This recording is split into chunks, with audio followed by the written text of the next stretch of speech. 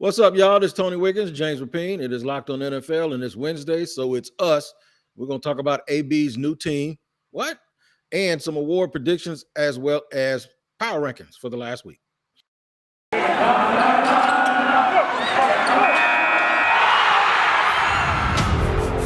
You are Locked on NFL, your daily NFL podcast.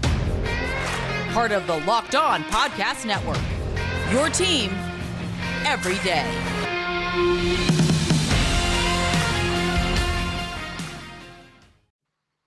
What is up, good people? Welcome to Locked on NFL, and thank you for making us your first listen of the day. We're free on all platforms, and check us out on Locked on NFL on YouTube. James Rapien getting ready to cover his first playoff game here in a couple of weeks. And me, I'm worried about Senior Bowl, the draft, and free agency down in Jacksonville. What's up, homeboy? Not much, man. Living the dream, like you said. Gonna cover the postseason. We'll see how long it lasts. I do know weather in Jacksonville. You certainly had the edge because it was warm here until about, I don't know, middle of the week last week. Then it got cold. Winter is officially here, which the Bengals play in the AFC North, so I guess that's fitting. Yeah, and it probably feels a little bit warmer because of all of the joy that's going on up in Cincinnati, and it probably feels a little colder down here in Jacksonville because of all of the wildness that's going on down here. But we got a lot to talk about, man. Someone very, very credible dropped a tweet. Look, after the other day, I thought the Antonio Brown issue was done and gone, and ain't nobody gonna pick him up just because of the way things are. And then Josina Anderson comes out with, I'll quote the tweet: "If Antonio Brown wants a job on another team in the NFL, he can have one. That is not an opinion.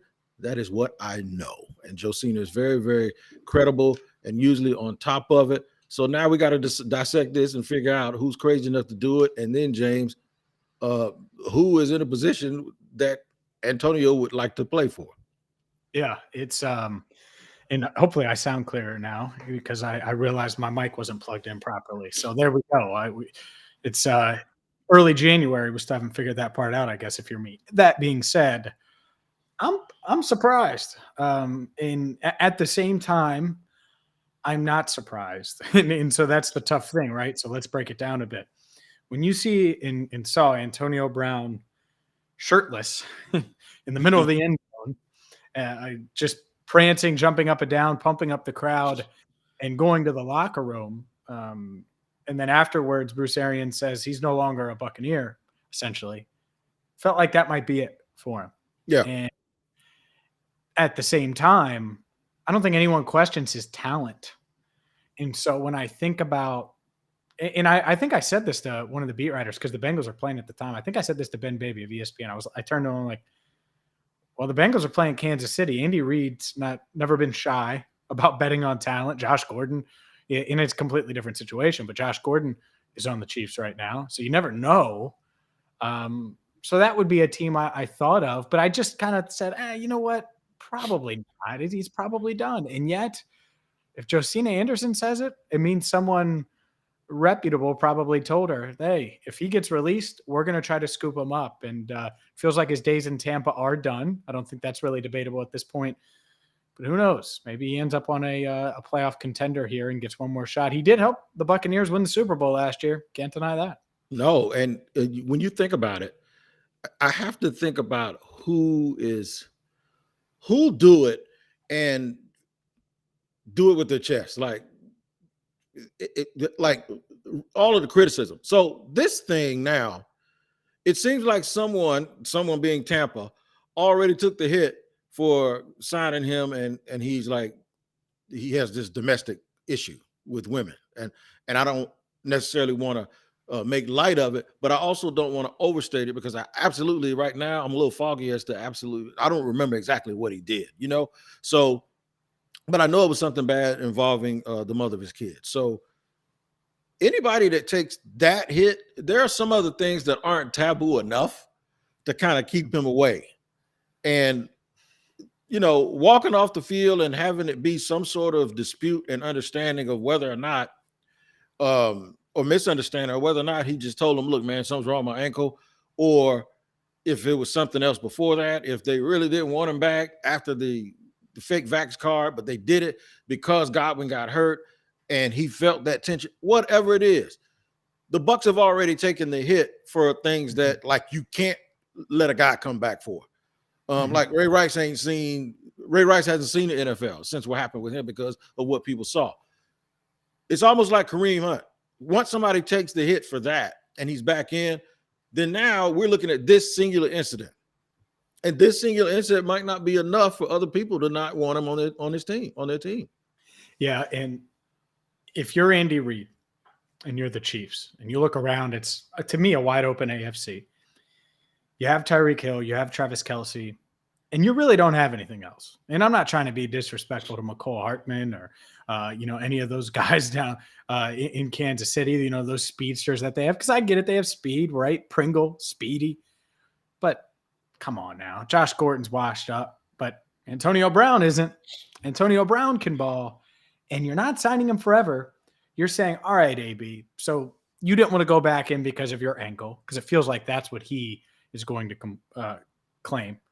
Help us beat Tampa or beat Green Bay or beat whoever that we face in the Super Bowl, because they could probably get there without him, but at some point they're going to need someone else to step up or bring in a guy like AB of his talent. And then you only need him for, there's one game left in the regular season. The Titans are probably going to get the bye. So 4 playoff games. Don't play him in the regular season. 4 games. Can you get good at Antonio Brown, healthy Antonio Brown for 4 games? And then you say, thank you for the ring. We're not going to deal with the headache afterwards, but we're going to keep you around for these 4 games. I think you can. You can. And let me ask you this.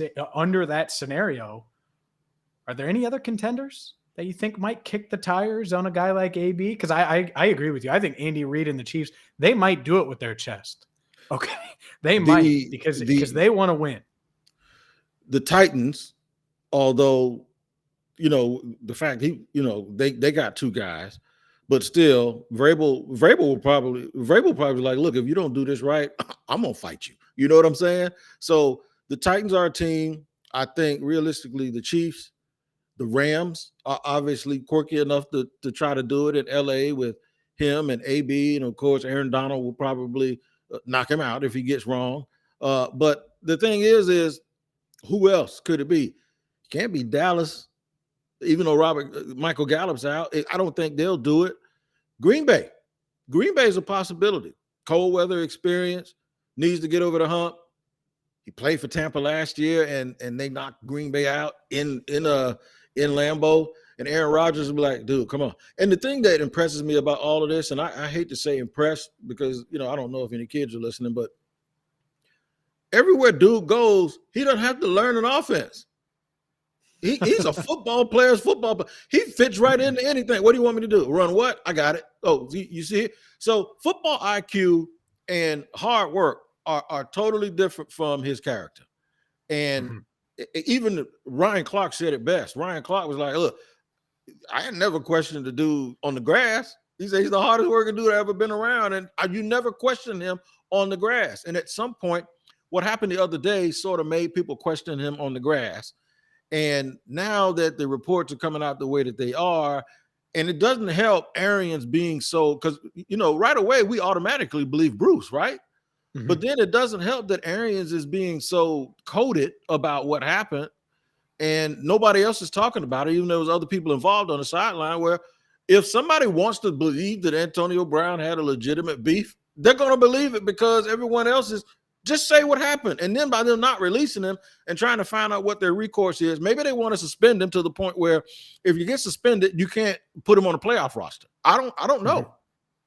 Yeah. It's and maybe you're right. Maybe that's the point of it, because if you are the Tampa Bay Buccaneers and you have intel that AB is going to sign with the Packers, or he's going to sign with the Chiefs, it's going to be hard enough to try to make another run without Godwin and without Brown. It is. I don't know if they're capable of doing it. The defense isn't as good as it was last year. They've had a hell of a lot of injuries, and I get it. Tom Brady just went 93 yards against the Jets, but it's still the Jets. And I don't know if you're going to be able to do that with Tyler Johnson and company when it comes playoff time. And it feels like you won't. So if you're the Bucs, you want to strengthen one of those teams, potentially strengthen one of those teams at least that could be on the hunt for him. I don't know if you have to release him. I think you could, if you pay him this week, he's under contract. The problem is when the guy says he's no longer a Buck, but that doesn't mean that the contractual aspect of it goes away. So maybe you just keep him on your rolls, pay him for this week. And if you pay him for this week and then just don't put him on your playoff roster, no one else can pick him up. Yeah, and we're recording on Tuesday afternoon before the transactions have come out. So there's a chance that by the time you hear this, the Bucs have already released him. But there's also a chance, like you said, where they leave it open. And clearly Josina Anderson thinks that Antonio Brown could get a job if he wants to. I'll tell you this. If you're trying to get in shape this new year, Built Bar can help you do it. Built Bars are the #1 protein bar on the planet. And yeah, there's a lot of New Year's resolutions out there, but maybe you're not one of those resolutioners. And it's just as simple as wanting to have a healthy snack around the house. Well, Built Bars are exactly that. They're covered in 100% chocolate, and they're the protein bar that tastes like a candy bar. High in protein, low in sugar, low in calories, perfect for you. If you're watching on YouTube, by the way, you should subscribe to Locked On NFL on YouTube. Here's a caramel apple almond delight, It's amazing. They taste great. You need to check them out at built.com. And right now you're going to get 15% off your order when you use promo code LOCK15. It's the #1 protein bar on the planet. Again, get 15% off with promo code LOCK15 at built.com. All right, rolling along here on a Wednesday, James Rapien, Tony Wiggins. I'm always just blown away about stuff in the NFL, man. I thought AB was done, and here we are talking about AB possibly having a job. But it goes to show you, though, teams will do anything for talented people. Awards. We always do this in the midseason. We try to make the prediction about who does what. I think Monday somebody solidified something Monday night. Let's get to the awards, James. Which side of the ball you want to start off? Do you want to go rookies? How do you want to do it? You name it, I claim it. Let's start with MVP. Back to back. Just cue up the Drake music. Back to back. Aaron Rodgers. For me, I don't know about you. This one's pretty easy. It is pretty easy. I honestly cannot tell you that I've ever seen a stretch where a guy played like this. He throws as few interceptions to touchdowns as anybody I've ever seen in my life. And he's done it 8-9 times in his career. Aaron Rodgers, you ready? Mm-hmm. He's not the GOAT. That's Brady. Mm-hmm. He is, however, the most talented passer I've ever seen in my life. That's fair. I'm not going to debate it. Some of the arm angles and throws he made. Unreal. Agreed. Unreal. He's like the Steph Curry of quarterbacks. It's like whatever. And he looks like a bum right now. I mean, the dude, he just looks ridiculous. And I don't think I'm going out on a limb. I think most people that are watching the Packers, including Packers fans, are like, man, dude doesn't look good, right? He needs a haircut. He needs to shave. He needs, a shower, it looks like. But, and I'm not questioning his hygiene, but maybe I am. But when he gets out there, he's still playing like the old Aaron Rodgers. And just to think about where he was this offseason, then all of the vaccine, COVID stuff, and he's going to probably walk away with the MVP for back-to-back years. Just wild, wild times right now.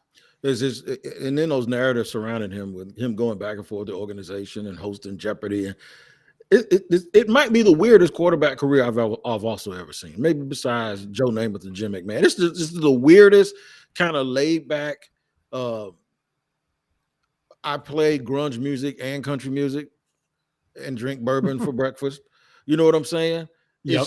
It's just so funky and laid back and weird, man. But it is what it is at this point. But he is also the MVP. How about let's not make him the offensive player of the year? I'm going to go with Jonathan Taylor as the offensive player of the year. And I know that's probably who you weren't going to. No, I'm not. You think I was going to go Taylor? Well, that's where I'm going because Cooper Kupp, baby. You ever heard of him? Yeah. Yep. You're right. Cooper Kupp. You're right. I mean, he's without Cooper Kupp, Matt Stafford is a bust in Los Angeles. Yes. And people are questioning it anyway, but that dude has been unbelievable. And, just a target monster. I understand that he's getting a ton of targets, but he's turning them he's developed into hit a level this year that I didn't expect him to in his Me either. career. And I thought he was really good, but that dude's a one, a bona fide, legitimate one. And there's a reason he slipped to the middle of the second round. Not many people thought he would become that. They thought he'd be good, but not that. No, he's outstanding, and he does everything. This is not some Welsh. Well, I'm going to say it. Some people think Wes Welker and guys like that, and Edelman, and I'm naming all white guys, but some people think that guys like that benefit from the system, or that's not what this is. This is y'all can stop all of that stuff. This is a legitimate number one. I don't care what color he is. He's a number one receiver anywhere in the NFL because he's big, he's fast, he runs around, he catches with his hands, he runs after the catch. There's absolutely nothing Cooper Kupp can't do, and that's a good call by you. Defensive Player of the Year. We're gonna agree here. Go ahead. Yeah, as much love as everyone has given the kid in Dallas, and I love him too, Micah Parsons, and he might be, other than Derek Thomas and the kid who just got traded to the Rams, Von Miller. Those are the two guys that I always thought that gave me glimpses of Lawrence Taylor, right? And Parsons is the closest thing because it's like he's unstoppable, inside, outside, wherever you want to put him. No, man, he ain't getting it this year. There's a kid now in Pittsburgh named Watt. He is no longer living in the shadows of his little brother. No, he's 22 and a half sacks with a game to go. Yeah, he's a freak. And he got after Baker early and often on Sunday or on Monday night. 4.5. Browns didn't give poor James Hudson any help, which is ridiculous in my eyes, a rookie tackle. But it was. It's crazy. It's crazy that you can have two guys. I did a poll. I said, name two siblings in any sport that are the best two siblings you've ever seen. And early this year, I don't think the Watt brothers won. I think it was someone else. I don't know, man. We might have to revisit that. Very rarely do you see two guys win Defensive Player of the Year. Yeah, and you go back to those pre-draft evaluations, and there were a lot of questions about TJ Watt. A lot. Yep. And he fell to the end of that first round, and man, has he exceeded expectations. And it was a great landing spot in Pittsburgh, and he's certainly thrived there. Let's stick with the defense. Defensive Rookie of the Year, it's got to be Micah Parsons to me. Any debate? No debate whatsoever. He's actually second in Defensive Player of the Year, so I'm going to go ahead and say, yeah, he is the Defensive Player of the Year on defense. Now let's get to offense. Come on, man.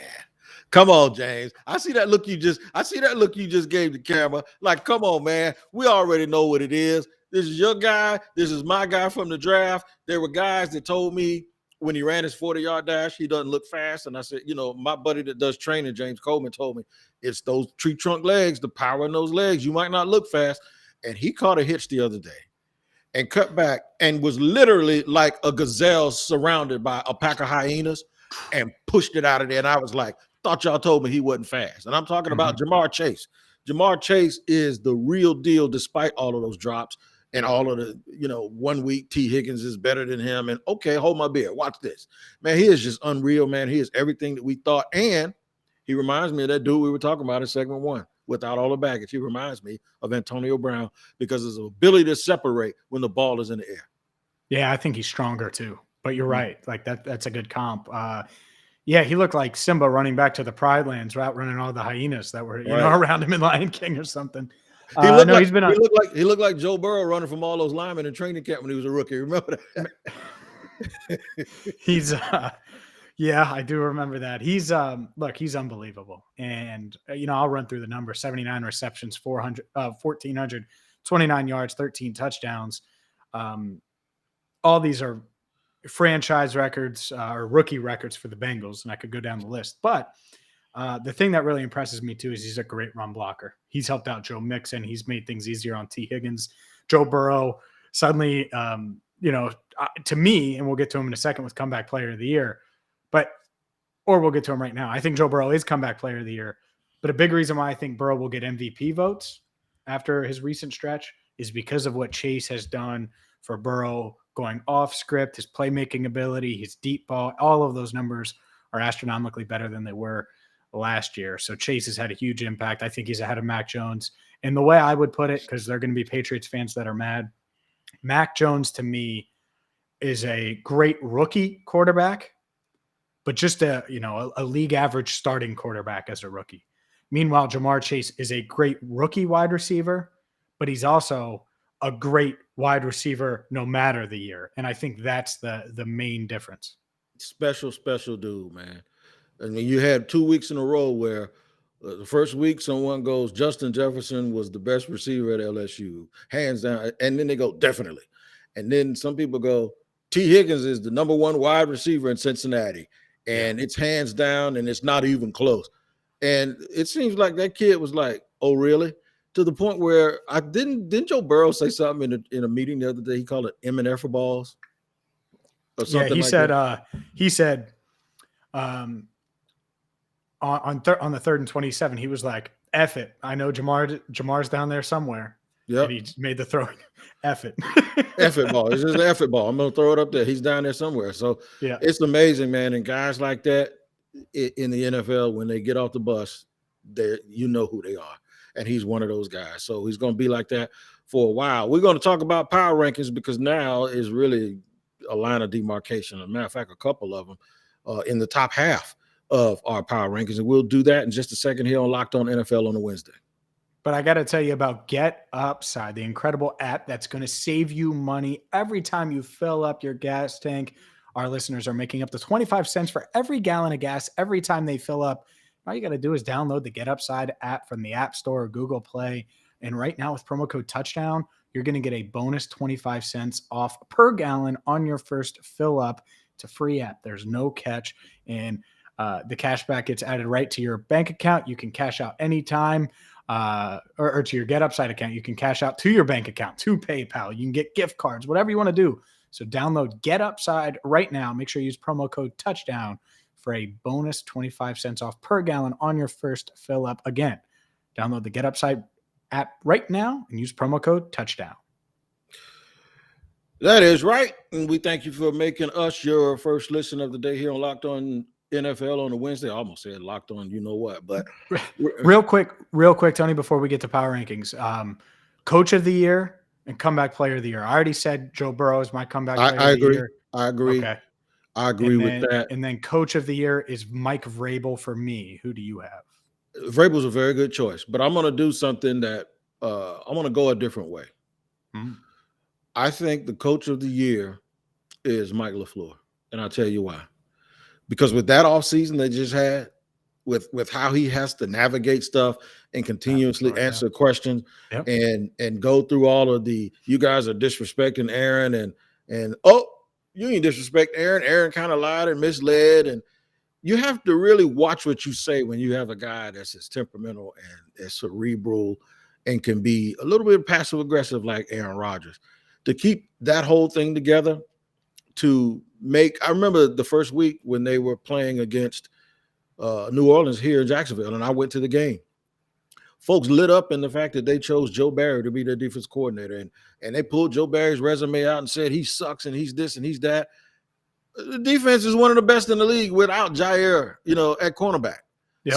So my thing is sometimes the guy that has a lot, and we've seen guys like Popovich and Phil Jackson in other sports, sometimes we take for granted just how much they have to deal with also, as opposed to it'd be real easy for me to say whoever that dude is in Oakland or Las Vegas that took that team over after all of that stuff. I mean, they just got another guy arrested the other day. The fact that he even has them on the precipice of maybe making the playoffs is amazing to me, considering why Gruden was fired. Henry Ruggs killed somebody. Another dude said he's going to kill somebody. They had to get rid of him. And now this dude does this. For them to survive that, he deserves an honorable mention and a pat on the back as well. And I hope he even gets consideration to keep that job. Yeah, no, I agree with you about that he's done a hell of a job. And who knows, maybe the Raiders do squeak into the playoffs. Let's quickly take a look at our Week 18 power rankings. Final power rankings of the regular season. Packers, no surprise, stay in the top spot. The Rams move up from 3 to 2. And the Bucs move up as well a spot. The Titans all the way up to 4. The Chiefs fall to 5. Bills 6. Bengals move up to 7th. Cardinals are 8th. Cowboys 9th. Patriots 10th. Followed by the Colts, Chargers, 49ers, Raiders, Eagles, and Ravens. Any beef there with that first half? I have no beef with it whatsoever because the Cowboys, Colts, and Patriots deserve what they get. And the drops and the doubt and the disrespect, because we big up all three of those 3 weeks in a row. I don't know if we remember 3 Wednesdays in a row. We talked about all 3 of those teams, and now they go out here and lay this egg like that. Yeah, no, I agree with you. I think it's pretty close. The Titans, currently the 1 seed in the AFC. I don't buy it. I don't buy them. I think Ryan Tannehill at some point is going to cost you. Titans fans, don't crush me.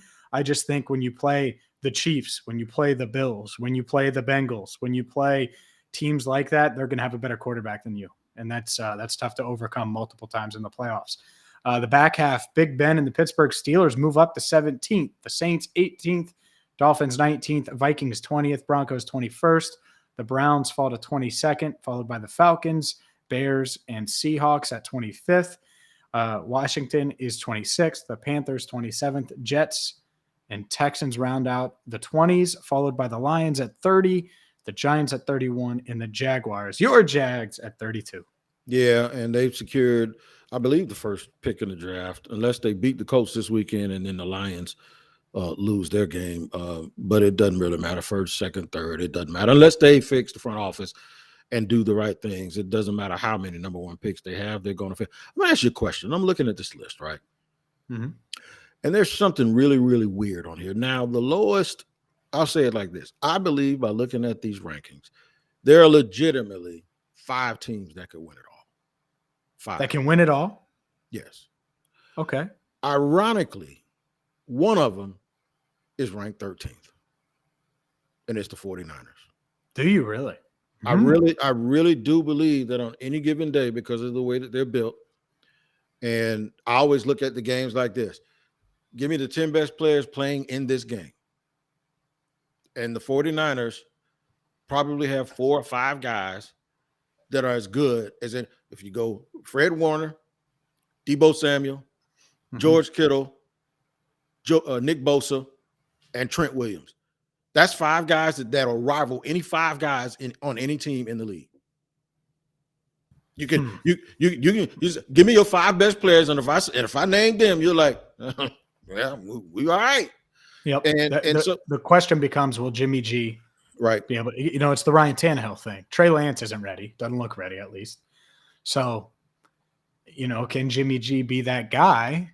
Maybe, but they're going to have to go through Brady. They're going to have to go through Rodgers. They're going to have to go through, potentially somebody. Dak, They got to beat them all. They got to beat them all because they'll have some help. But I do agree with you. I do agree with your point. And I guess the reason why I feel that way, and I'm going to steal this from Ryan Clark on ESPN. He said out of all the teams in the league, you can look at a team and see who they want to be versus who they are. Like Dallas is the real chameleon when it comes to that. But the 49ers are the one team, and maybe the Titans, that you look at them and this is who they want to be, and it's exactly who they are every single week. Mm-hmm. And that's just who they are, and it's what they are. All the misdirection and they use the run. I mean, they use the pass like the run. They can really rush the passer. As bad as the secondary is, nobody's been able to exploit them to a certain degree. And for instance, you think about it like this: if they play the Rams, you think they got a problem with the Rams? They keep beating them. They ain't got no problem with them. That's so. No. It's those little things like that they can maybe have a little bit of a quirky little season and back the way. I don't think Buffalo can do it. I really don't. Yeah, they need some help, and I don't think they're gonna. Yeah, without White, it's tough because they've suffered some big injuries. Right. That being said, I think it's pretty open. All these teams are flawed. The Bucs are flawed. The Packers are flawed. The 49ers. So yeah, if you told me the 49ers make a run, if you told me the Bills made a run, if you told me the Patriots made a run, heck, I'm in Cincinnati and I'm not being a homer here. If you told me the Bengals won a game or 2 in the playoffs, wouldn't shock me. I need to see the draw first. The Chargers are capable. So it's fun because there are a lot of good to great quarterbacks, and there's no clear-cut favorite right now. And I would lean Chiefs in the AFC if you really held me up to it, but I've seen them win back-to-back AFC titles, and I might feel differently a couple weeks from now. Right. So we appreciate you guys tuning in with us all year. We got one more week to go to see if James and Tony can kind of be right on their predictions. So at some point, we'll know the answer to it. And it doesn't stop because we'll be here even after that because we do this every single week. And what you need to do also, with all of these guys going in and out and these guys being banged up, and before you make your bets, you need to go and make sure you listen to the Locked On Bets podcast with your boy Q and his analyst Lee Sterling. Now, follow the podcast, like, subscribe, and listen to it very, very closely before you go and make your wagers because they give it to you like no other. Make that your second listen of the day because we know that Locked On NFL, Locked On Bengals, and Locked On Jaguars are all your first listen of every single jet. James, stay warm, man, and I'm going to try to stay cool down here in Florida. I hate you for that comment, Tony. All right, no doubt about it. No, you don't hate me. You know that. Hey, man, y'all take care of each other. And one more week of what we have going on here. And also keep an eye on the Antonio Brown situation because, as people say, it's fluid. I love that new phrase. It's fluid. All right, for James Rapien, Tony Wiggins, Locked On NFL on a Wednesday. You guys take care.